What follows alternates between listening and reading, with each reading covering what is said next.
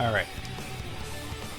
Let's continue with this excellent game here. So it is his turn. Let's see what he does. Alright, so he's going to buff up this Windblade. He's going to remove my Bamboo, which was still hanging on for dear life, onto that gem tile. And he's going to clear that bottom deploy tile with the monk and move him up because presumably he was scared of this Windblade coming in and poking him down or something like that.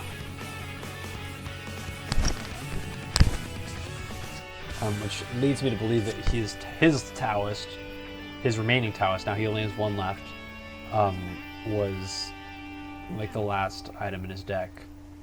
Or he didn't feel like if he deployed it that turn, he was going to be able to defend it from me diving in. Because yeah, obviously he has no way to heal that Taoist at all. So any damage on that Taoist is permanent once he deploys it. The best way to keep it safe is to not deploy it until he absolutely needs to. So that's reasonable. And I think what I'm going to do is develop a little more. I want to get that last Taoist on the board. There's no hurry for me.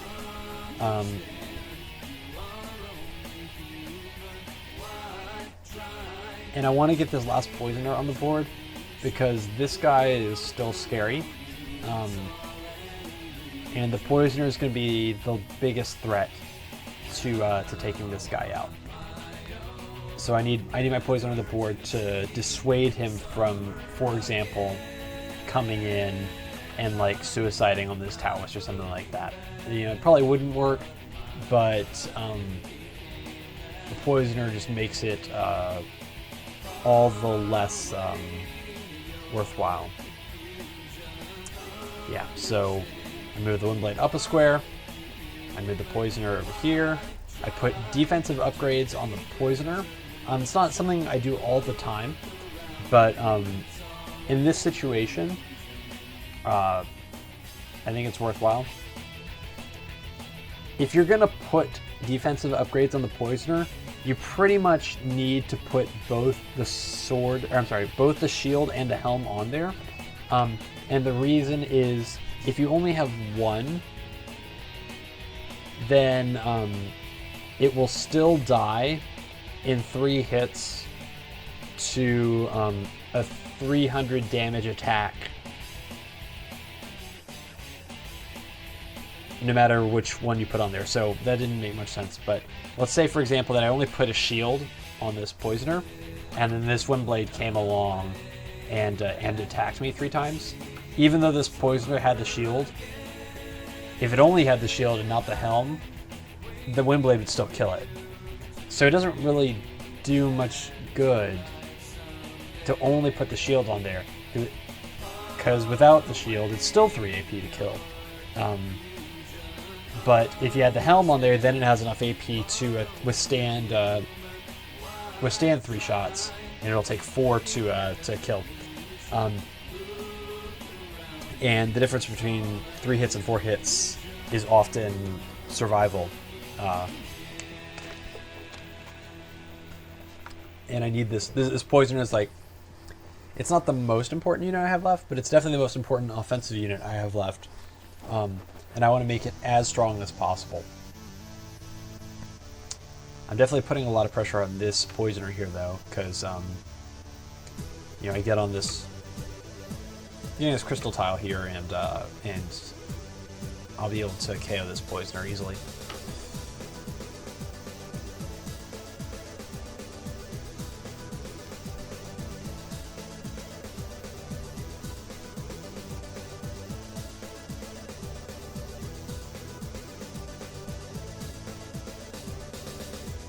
And I get my Taoist, finally.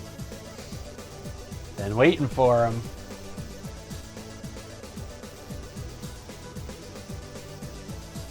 Okay.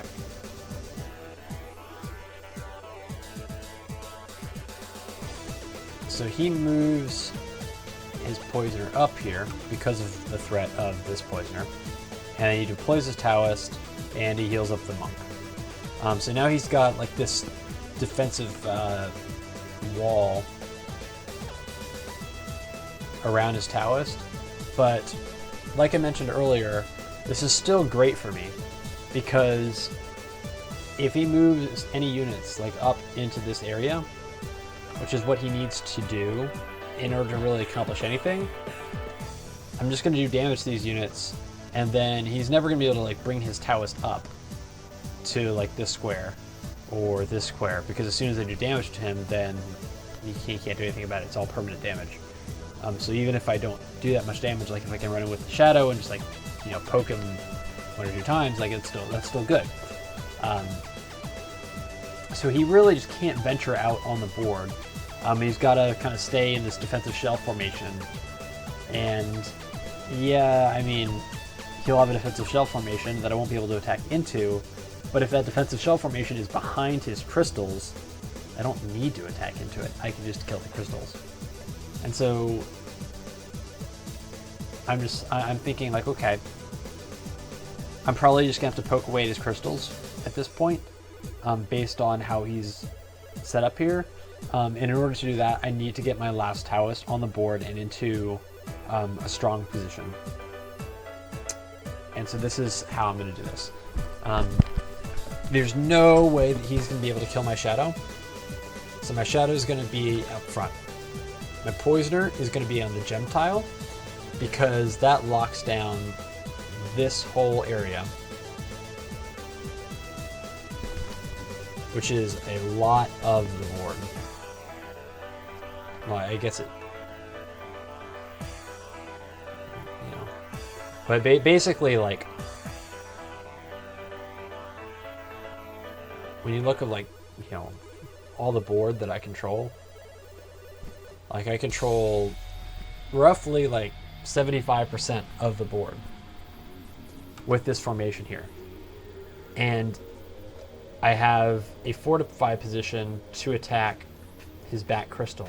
So he can't stay huddled up in the corner, because I'm just going to poke his crystals down. So I am going to force him out.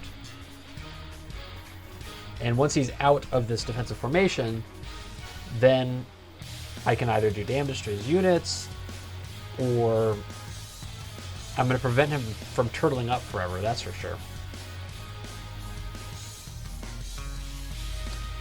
So what he does is he goes here with the Windblade. 2 hits on these 3, and then moves back. The nice thing though is I've got these 2 Taoists, and this is like why this position is really strong. These 2 Taoists can heal each other. This Taoist is going to be able to heal this Windblade to full, pretty much no matter what. This shadow is exposed, so I need to do something about that. And this Taoist can heal this poisoner. So yeah, he was able to do a little bit of damage, but none of it was on my Taoists, and all of it's, you know, very easy to heal. But what I'm going to do here is I want to realign my shadow so that he's within range of this Taoist, just to make sure nothing crazy happens. And then I want to put damage on his units. Because yeah, I can sit and play defensively all day and he can poke away my units, and then I can heal them, and then he can poke away my units more, and nothing really gets done. But if I'm doing damage to him, then he has to send that unit back, heal it, or send his Taoist up, heal it, and then move his Taoist back. And so it's just going to take like a ton of AP to do that. So as long as I'm always doing damage to him, eventually he's going to have to spend his time healing, and I'm going to be able to one who's going to be spend my time doing damage, and that's all I need to do. Additionally, attacking this monk causes the splash damage to hit will actually hit these 3. But it's doing crystal damage, albeit slowly, but it is doing crystal damage. And this Windblade is still in range of this Taoist, so he can easily be healed. But really, my game plan is kill the crystals, force him to come fight me.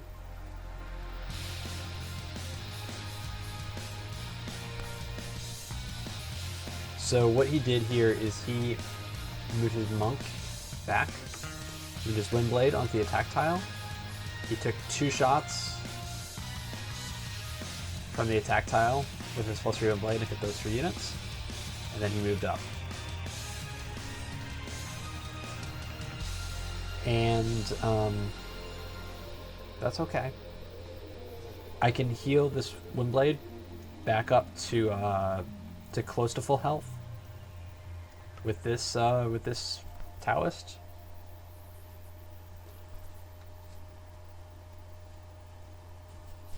And my Shadow's in position to take care of this crystal.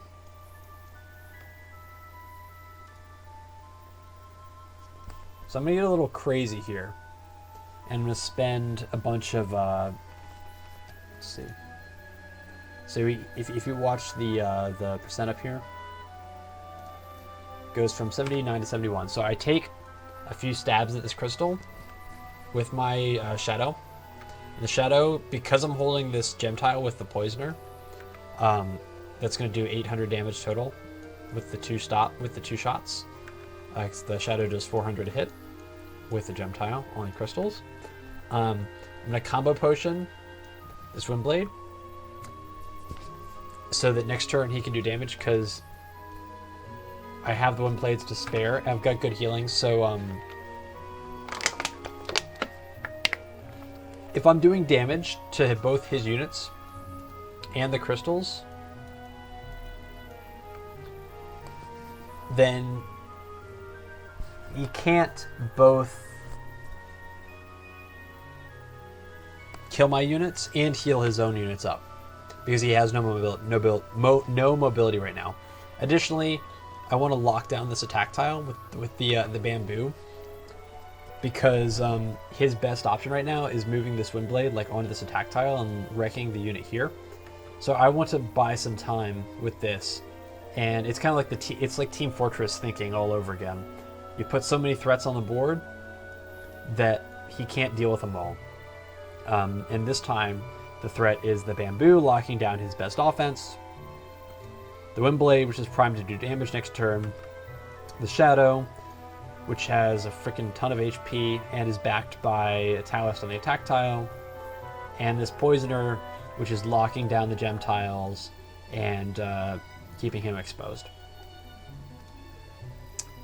So he spends the next turn healing up his units and attacking the bamboo. The bamboo has bought me some time. Now it is my turn to amp up the pressure on his crystals. So I move the Windblade up a square, and I just uncork on his crystals. And not only does that do a lot of damage to the crystals, but it does splash damage to these guys. So again, he's gonna have to heal those guys up.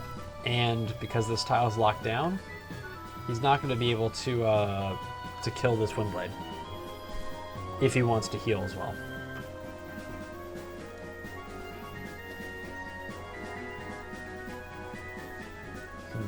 How did that happen?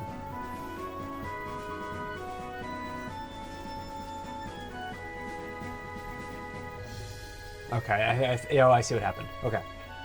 So he did a 2-hit combo onto the bamboo. The splash damage from the Windblade hit my Windblade and also killed the bamboo. Then he moved the monk over and did the hit combo onto this Windblade. And he healed this Windblade. I don't know how he had enough AP to do all that. So maybe I'm missing something. But regardless, he was able to KO the Windblade at least. But his top crystal's still nearly dead. And so I really have the choice of like how aggressive do I want to get here? Because basically I could res him, and then I could attack this, and it only has like one hit left, and then I can move it down, and then I could attack this one a few more times. But I sometimes patience is the name of the game. So what I'm going to do is I'm going to revive him with my shadow. I'm going to take the pot shot here and remove him back. And I'm going to heal him up. And then I take, let's see, so revive. Revive is 1, attack, move back, heal. And then, oh no, I'm sorry, I'm wrong. Revive. Move back. So that's 2. Heal. And then actually, I attack this monk twice, and the splash damage hits the crystals.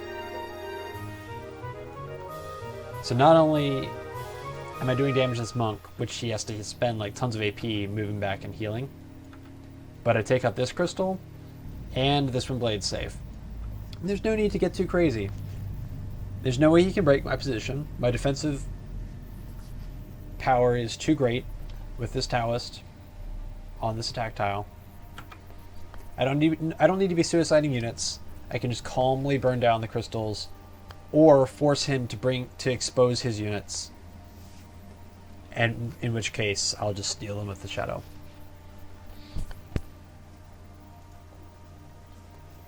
So he decides that enough is enough, and he moves up with the poisoner, moves up the monk, and takes down my poor Windblade. But obviously this monk is very, very low, so I can steal it without any problems. And what I do is I take it, and then I'm like, okay, thanks for the free unit. Move him down. So that's KO, and then steal, then move, and I do 2 hits onto this crystal here. And the reason I do that is because he's threatening my shadow. He's got the poisoner, and the Windblade, and I'm pretty sure that from this position, he could kill my shadow. And remember my rule about when do you trade away your shadow? 1, when you have no choice, when you can't keep him alive any longer, under any circumstances, that's 1. Or 2, when you're about to win the game on the next turn. And this is an example of number 2. Because yes, my shadow is threatened and he could kill him, but this crystal is at, it's 28%. So 28 over 50 is 0.56. 0.56 times 4,500 is 2520. But with the rounding, I do happen to know that this crystal has the magic number 2,500 health left. And so yes, if he kills my shadow, this monk does 500 damage per shot.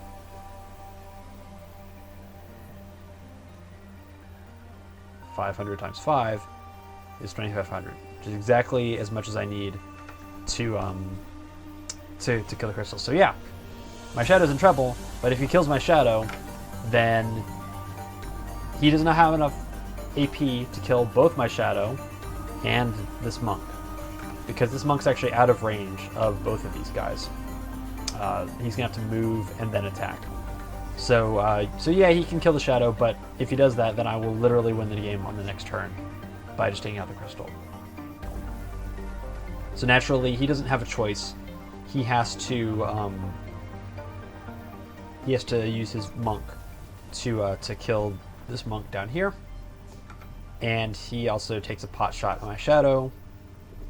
But at this point, this crystal, again, it only has 2,500 life left. And there's no way he's going to be able to deal with this poisoner down here, which is guarding tile. So I send my monk down 1, 2, and I do 3 shots on it. And so that leaves it with 1,000 HP. And this means that he has to kill both. I mean, there's basically this is checkmate, right? Because he has to kill this poisoner and this monk. He has to kill them both. Because if he kills the monk but not the poisoner, then I have like tons of combinations. Like I just move the shadow here and then 3 times, and that's enough. I can move the Taoist here, and then 2 times, and that's enough. Move, this guy here 2 times, that's enough. If he kills the poisoner but not the monk, it has 1,000 HP. Well, the monk does 200 damage, so 200 times 5, that's enough. So it's a catch-22. He has to kill them both. He can't. It's impossible. So he takes the moral victory and kills my shadow. But I followed that up with a crystal kill. And that is the game. Oops. So yeah, that actually concludes the Shaolin tournament. Because I had won the match in the round robin stage, I only needed to win one of the 2 final matches in order to win the finals. The other game is still going on right now. We are playing it out. I still am taking screenshots of all the turns. So once that game finishes up, I will finish the commentary on that game as well. That game is a bit crazy and long, and I don't think it's going to end immediately or even in the short term. It's going to be a long one. But regardless, that's the tournament. So yeah, I'm not sure what else to say about this one. Thanks so much to TB Kesk for running this tournament. It was a lot of fun to play in. I really did not like Shaolin Mirror or Shaolin Dittos before this tournament, but after I've played like 7 or 8 of them in a row, I have a lot of respect for this matchup now. I find it really enjoyable. It is in my opinion, is one of the most tactically intense matchups in the game, and it has like a lot of really cool positional play that is a lot of fun. So I enjoyed playing in this tournament a lot, and I think that is the only tournament that had been going on. So maybe I'll have to start a tournament of my own or something like that. Get something set up. Something to think about. But anyway, thanks for watching. Hope you enjoyed it. Again, the other match, have not forgotten about it. We'll be putting that commentary up once the game concludes. But the outcome of that match will not affect the result of the tournament. So, yep, we'll be streaming tomorrow. Some fun games on stream with everybody. Looking forward to it. And with that having been said, I will see you guys tomorrow. Good night.